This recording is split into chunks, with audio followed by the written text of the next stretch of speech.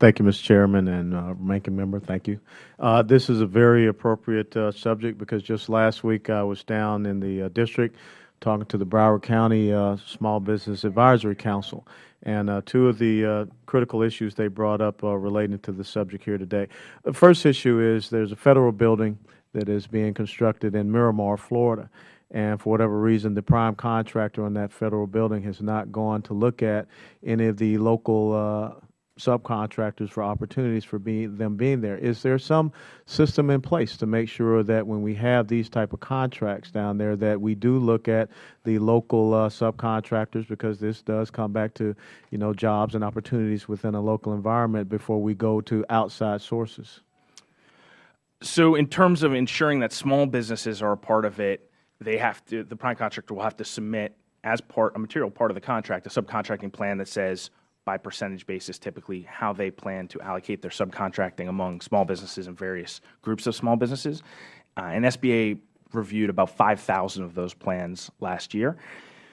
Then in terms of which businesses they use, that, as long as it falls into compliance with the contract terms, is really up to the prime contractor. Many of them, as they're formulating the solicitation, engage small businesses to understand exactly how much they're going to be able to subcontract to which types of small businesses. Others have a general idea of what small business representation is in those industries and sets aside a percentage and then goes and looks for small businesses to fulfill that percentage.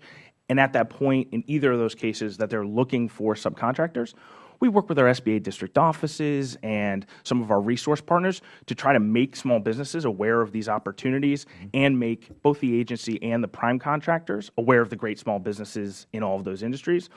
In terms of forcing them to utilize businesses from a particular location, other than certain types of contracts, I'm not aware of a provision that allows or forces them to do that. Well, yeah, I'm not talking about forcing, but at least making sure that the opportunity is provided to local small businesses. Absolutely. The second point was very, very near and dear because there are a couple of people on this council that were about to lose their businesses.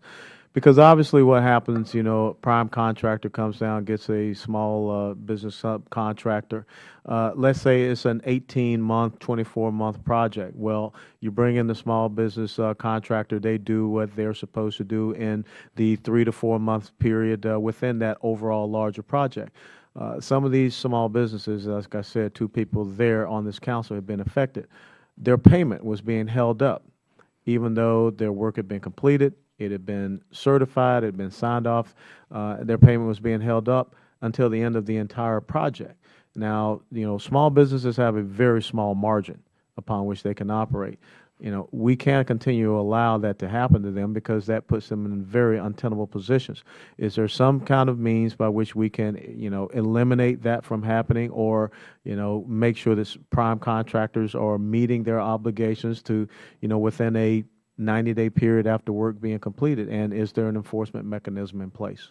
Yeah, I completely agree with you, Congressman, that the issue of payment and cash flow is of paramount importance right now.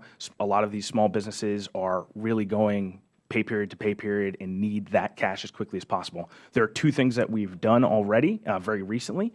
One is, as you heard the President say in his address to Congress, and later saw the Office of Management and Budget release, when it comes to small business prime contractors, we have cut the time in which the government takes to pay small business prime contractors in half, from 30 days down to 15 days, and we're working aggressively to make sure that's happening across the board.